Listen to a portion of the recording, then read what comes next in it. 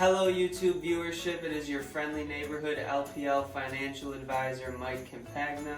I am the education coordinator for One Group Retirement Advisors. Today I'm going to go over some tips that you can use to save money over the holiday season. Every year the time comes where companies are pushing out their big promotions, Black Friday deals, Cyber Monday deals, all in an effort to get us to buy more products.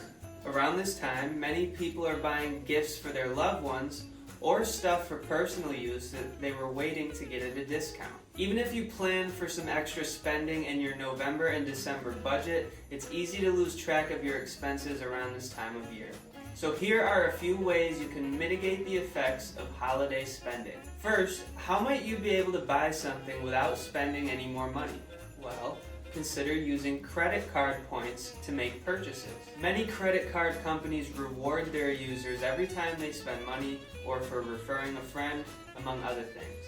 Check your credit card accounts for any rewards points you might have and put them to good use. Narrow down your list. You don't have to buy something for everybody. Outside of your immediate close circle, consider an alternative gift for those fringe people in your life. You could make them something by hand, bake them something like cookies, which costs very little, or even give the gift of your time. And what I mean by that is giving a free night of babysitting or a free home-cooked meal. Be creative and tailor it to the person that you're giving the gift to. Be disciplined with promotional sales.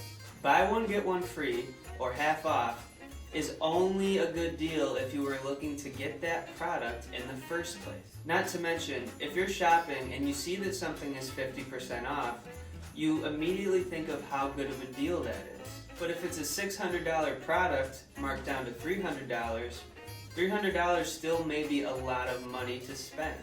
So ask yourself before making that purchase, do you need the new TV or do you want the new TV? Coupon codes.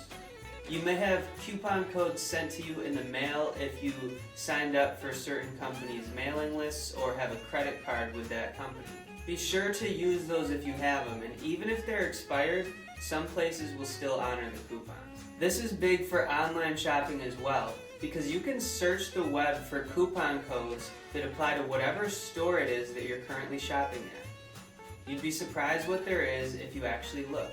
And one last idea, if you're lucky enough to get a holiday bonus from your company, consider using some or a portion of it to pay down some of your outstanding debt, prioritizing high interest debt first.